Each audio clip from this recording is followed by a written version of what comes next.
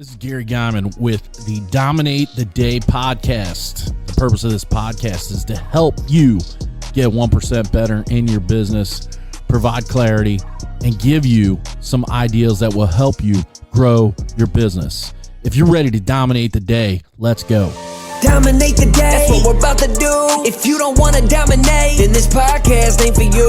But if you are, then keep listening, cause every single damn day, the mission is to dominate. You already know we're here to dominate the day. So if you want to dominate every day, then let's go, it's time to grow. This is another episode of Dominate the Day. What's going on, DMN8 Nation? It's Gary Geiman with the DMN8 the Day Podcast. And as I've been doing the past couple of weeks, we break up the monotony of you just hearing me every single day by me inviting some of my friends to visit our podcast and share a little bit about their story and how they are dominating. And today I have an individual with me whose story is similar to lots of other people's, including mine. And it just drives home the point that if you take massive action, because that's what this guy does every single freaking day, that you can get to the level of success that you want. But the key there is you got to take action. And he'll probably tell you that in his journey, he has lots of people that reach out to him and ask him for advice. And it all comes down to one thing: if they're going to be successful or not, is they're going to do the action. You do the work, you can see the results. You don't do the work, then you're going to be bitching and moaning and wishing. But today, from Asheboro, North Carolina, we have the owner of Paul Brothers Softwash, Mr. Kevin Paul. Welcome to the show, Kevin. Yes, sir. Thanks for having me. So we've known each other, since spring of 2020? 2020 down in Myrtle Beach, February of 2020. Yeah, so about a month before COVID decided to shut us down. And so you had been in business how long when we met? So I wasn't even full-time. I was still part-time. Right around when we met is when I decided to take it full-time. So I was doing it about 4 years part-time. Okay. Man, and then COVID hit. Scared the shit out of me. Didn't know what to do, but You know, for the cleaning industry, it elevated. So yeah, I mean, I can tell you, like at the time, we probably worked for about 40 contractors, and crazy enough, that Friday, March the 13th, Friday the 13th, I had a live event at my location with people that you know, Dave Carroll, Jamie Schmidt, and on that Saturday, Dave had an early flight on Saturday, and then me and my wife took Jamie out to eat, and it was like noon, 1 o'clock. And, you know, there's college basketball on. It was actually the last college basketball games. And we're at this restaurant. We're sitting at a bar eating, and, you know, Jamie's like, I wonder if they're going to like really do like, you know, because there was that talk. Stuff's going to get closed down. And in fact, like, California, I think, and Washington had kind of already started that process. We're getting a little worried, right? And then March the 16th, I don't know when it was in North Carolina, but March the 16th, our governor like shut everything down that evening. And then, you know, we're right across the river from Ohio.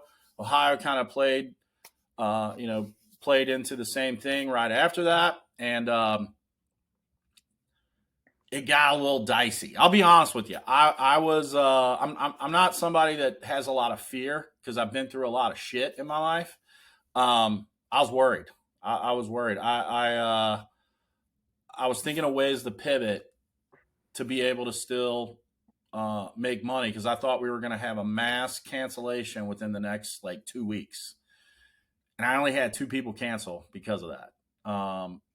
So I feel you, man. I was like, I look at it this way, dude, and I don't know how you feel about it. You can tell me, but if you can get through something like that, there's not many things you can't get through. What do you think? Oh, I feel you. Yeah. I mean, like you were saying, I was working at a full-time job, so I was secure. Everything was good. You know, outweighed my options, took on the cleaning industry, and everything was getting shut down. Yeah. Shut down. Essential this, essential that. I didn't know if we were considered essential or what we were. Yeah. So, Well, I in, mean, in I North got family to Carolina, feed. you had you had a couple of different issues similar to what we dealt with in Kentucky. You had a governor who was very strict related to the policies and the principles, right? And then Still do, unfortunately. yeah, but then you had cities that kind of were like, we're going to do, like, some cities like took his guidelines and were worse. I got a friend of mine that owns a CBD shop in outside of Asheville, North Carolina, in Black Mountain, and it's Buncombe County.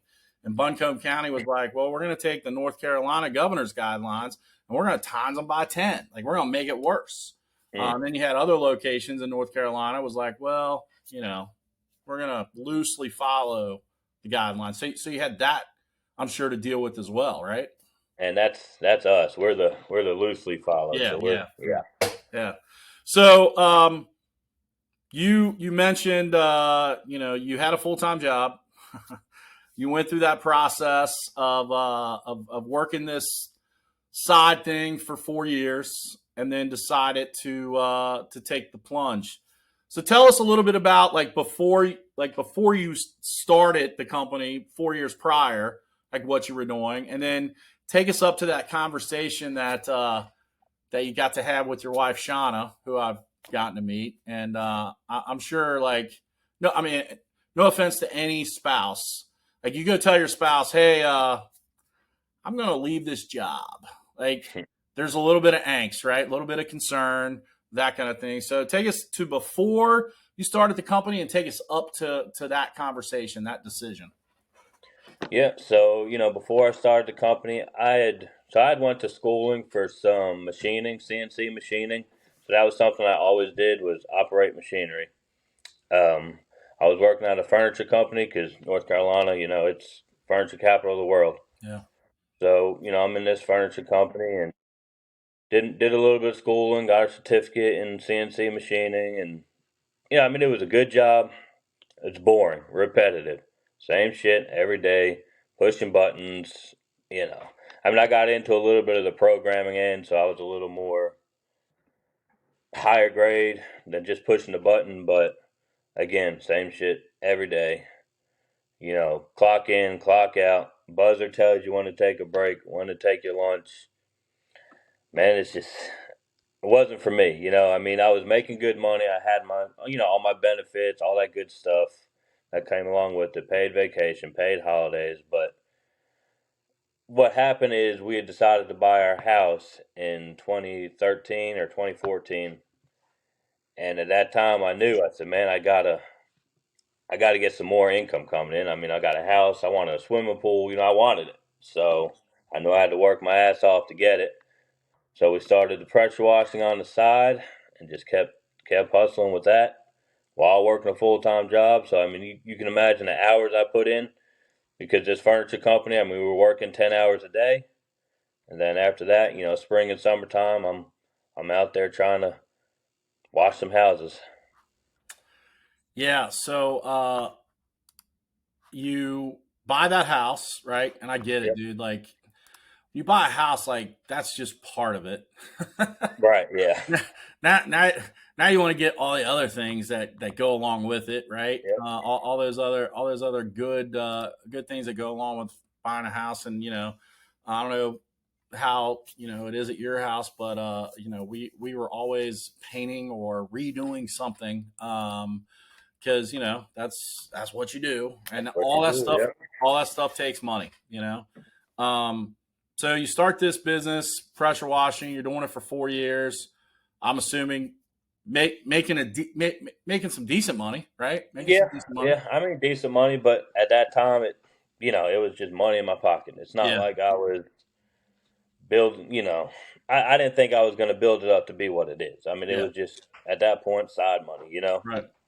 So when did you first start thinking, okay, this could replace my current job? I'm sure, as you started doing this and you started seeing success, the monotony of the job that you were at, along with limited passion, limited purpose for it, building someone else's dream, not yours, all that stuff starts playing in. Like, when did you start having those thoughts? Okay, this could potentially replace what I'm doing now. So I had a company call me that what they do is they go around, and if you notice, like the gas stations, you got BPs, Exxons. So what they're doing is when they sell out, they're changing all that over. So they're changing from a BP to an Exxon or, something similar. Yeah. So they reached out to me, said they found me on Google. Now, mind you, I didn't even have a damn Google page at this time. So I'm like, okay, how'd you find me? Mm-hmm. I wasn't with Dominate or any of that. And they asked me if I would like to go through and wash all the canopies that they remodel. So, this was North Carolina, South Carolina, Virginia. So again, I'm getting off work at 5 o'clock, traveling to Virginia, South Carolina, whatever we're doing to wash these things. And at that point, it just started to, I just started to see it. I said, man, there's opportunity here, and it just clicked. I said, I got to do it. I mean, because it was way too much. I mean, getting home at 1, 2 in the morning, waking up at 5 or 6 to go to this other job. Like I said, wife, kids, dog, house. I just had to make the choice, man. So it just hit me. I said, I can do it now. Yeah. I said to myself, I can do it. So when was that? Like, what part was that? 2019 or was that 2020? That was 2019. Yep. Yeah. The end of October of 2019 is when I quit the furniture company. Now, my dad was running his own business, so I would help, especially in the wintertime. He had a weatherization thing, so I would help him. Yeah. But he gave me the flexibility to where if I had a job to do, I can go do that job. Yeah. Okay. And then 2020, we went down to that Myrtle Beach, and I said, look, this is it. We're investing, I invested time and money into it. I just got to go with it. So you get around people that are kind of doing what you want to be doing, right? You start seeing that. Yeah. That's pretty powerful. Your wife was with you, right? She was. She had a job too, so that was a little bit of, mental security. Absolutely. Not much, I mean, but absolutely. So she's seeing some of the same things you're seeing, beginning, I guess, to buy into it as well. Right. So before March 2020, let's talk about how you felt coming out of that event. Like, what did that event do for you more than maybe, just getting information or finding out about the latest cleaning tools, equipment, all that? Like, what were some of the fundamental things you took away from that event? Well, I mean, just like I said, meeting and talking to other people that were pretty much in the same situation. Because, I mean, I feel like mostly everybody I met at that event was in the same boat as me. Like, yeah, we're still working this regular job and doing this part-time. And, I said, I got to do it. I got that mindset when I set myself to something, damn, I'm going to try everything I can to do it. Right. And I mean, like you said, just the monotony of the same. And it got to the point where they started changing management and this and that. So I was already going to get out of there. It was just a matter of how and when. And I'm glad I did it on my own terms, because once COVID hit and they got so strict, they probably would end up firing me anyways, because I wasn't all for that. You wasn't complying. Yeah, I wasn't going to comply with all that. Yeah. So, but yeah, I mean, just that event, just talking to other people in similar situations. Yeah. Very, very motivational to see, the different levels of business ownership. People that are doing it on the side, people that have left and started doing it on their own, and then people that have been doing it on their own for a while. Right. We had a similar projection, because the first 2 years we both had jobs, and I there was no way I was leaving my job because it paid way too much money. But then I got fired. So, and they gave me severance for 9 months. So it was like, thank you. Yeah, I'll take that. But like, when we started the pressure washing business, it was my fourth business, and fifth business, I take it back. And when I had left the mortgage industry in 2007, because of the feeling and the pain, because that business went out. Like I didn't. This wasn't a sale. This wasn't a closing. Anything. Like the business went out, and it was painful. And I honestly, dude, like for 2 years, I was like, I don't want to ever own a business again, ever. Like, I'm not, I was going to go do shit. Like here was my retirement plan. I'm 50 years old, right? I coached basketball at the time, high school basketball. So my goal was I was going to go back, get my master's degree, which actually the company I worked at, they were paying for that. So I was going to school, getting a master's degree. I was traveling my ass off. And my goal was this. I was going to get my teaching certificate. When I turned 50, I was going to teach, and I was going to coach basketball. Well, I turned 50 in October. And I love basketball. In fact, I'm going to watch a regional championship tonight, high school basketball game. I still love basketball. I don't ever want to coach again because I'm not a fan of parents.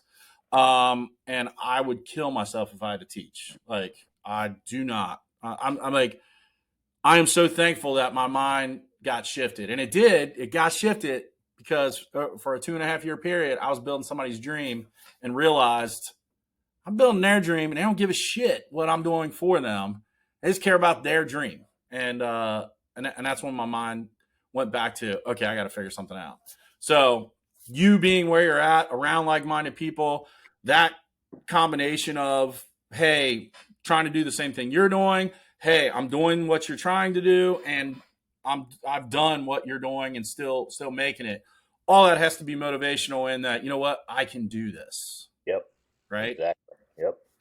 So take us through like 2020, 2021, 2022, and now. Like, how has your business changed or metamorphosed, not just revenue, but how has the business changed to where, because I know like you've went through some major changes, some good, really good things that you've adopted. And like this year, your focus is pretty, is going to be life altering as well. So tell us about that journey and that metamorphosis.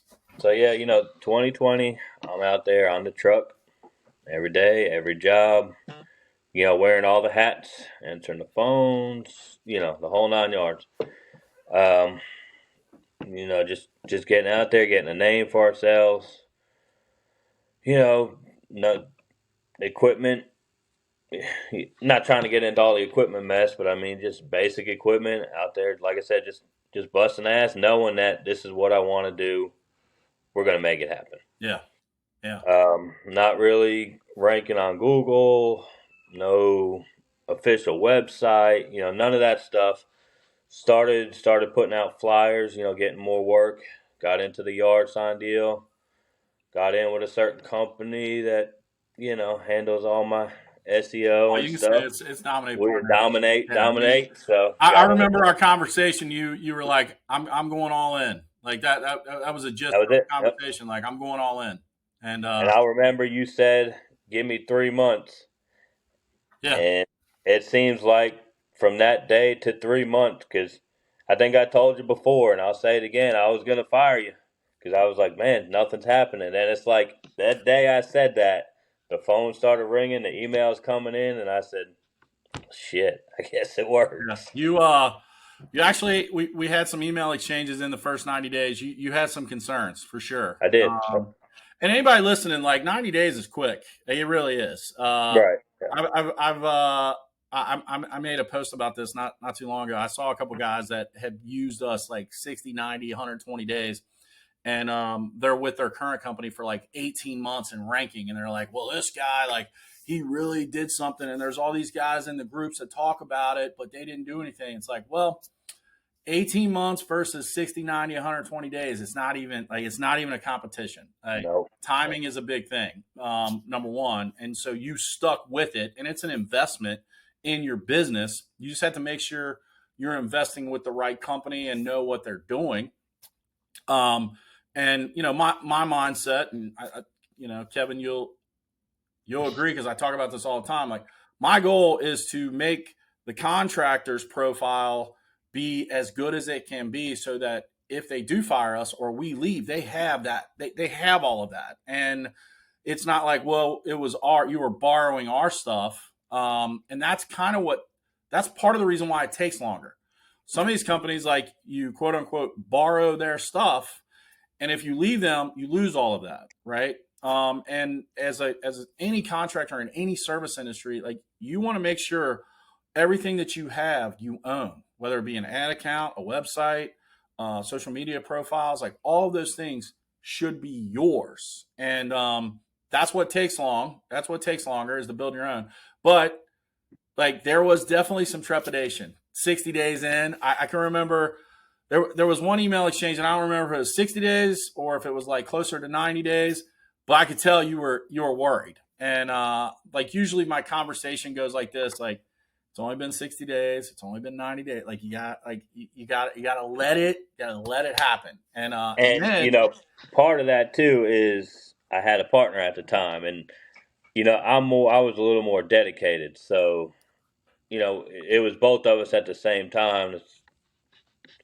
So, I mean, if you understand what I'm saying, like it wasn't all me. Oh, no. I totally get it. But the point is, you started making some changes, or you started doing some things that were different than what you had normally done. Okay, so marketing starts taking off, and in fact, you've upgraded services twice now. And so we're totally at a different level.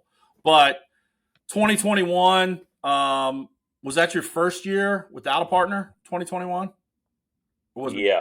We only made it a year, and 2021. So then 2021, even worse. Now you got 100% of every responsibility. Everything. Everything. So what do you do? And what it is, I mean, you know, you got to learn as you take this full time. You know, when you're going from this part time where it's just extra cash to now full time, I mean, your revenue's up, but I mean, I guess your overall, you know, your personal number just drops because you're taking everything and investing it right back into the business. So at that point, you know, 2020, 2021, I'm really starting to build this business. Yeah. You know, so the money we're making, it's not coming to me. It's going all right back in. Yeah, it's reinvested. And that's where the partner had struggles, you know? Yeah. And that's where I knew, well, this is the only way it's going to work. Yeah. You have to reinvest it. Yeah. Dominate the day, that's what we're about to do. If you don't wanna dominate, then this podcast ain't for you. But if you are, then keep listening, cause every single damn day, the mission is to dominate. You already know we're here to dominate the day. So if you wanna dominate every day, then let's go, it's time to grow. This is another episode of Dominate the Day.